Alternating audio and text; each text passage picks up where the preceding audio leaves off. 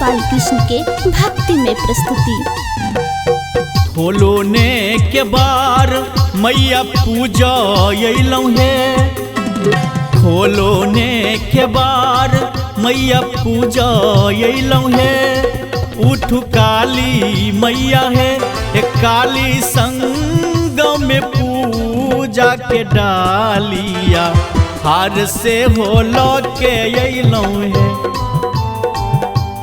काली संग में पूजा के डालिया हार से होलो के अइलौं है। खोलोने के बार मैया पूजा अइलौं है, खोलोने के बार मैया पूजा अइलौं है।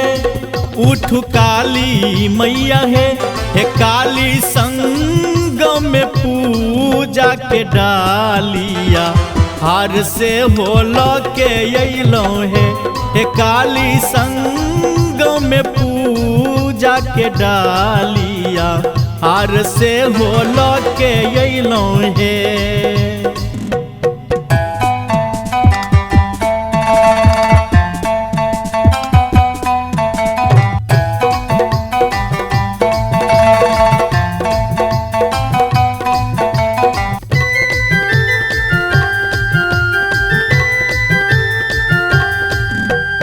विपत के बोझ किया हमरे दिलिये है, विपत के बोझ किया हमरे दिलिये है।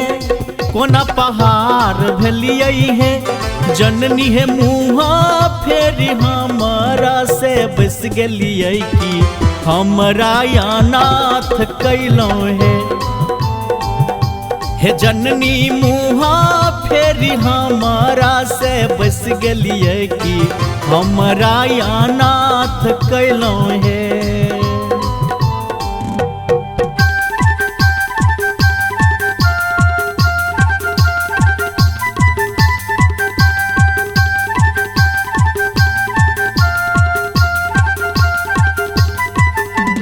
Music by DJ Balkrishna.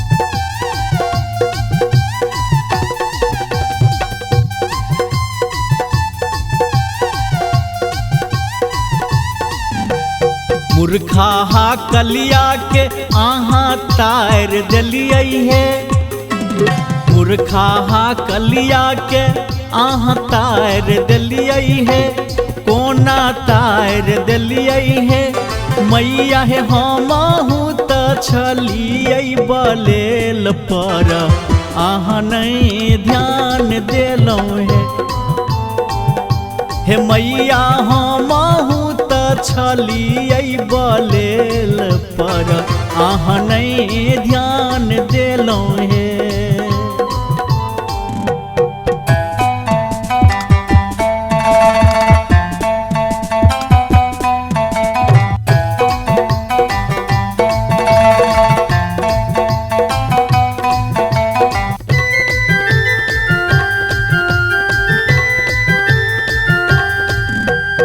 Ramendra के लिखल पढ़ सुनबै शंभु है, रामेंद्र के कहल पढ़ सुनबै शंभु है।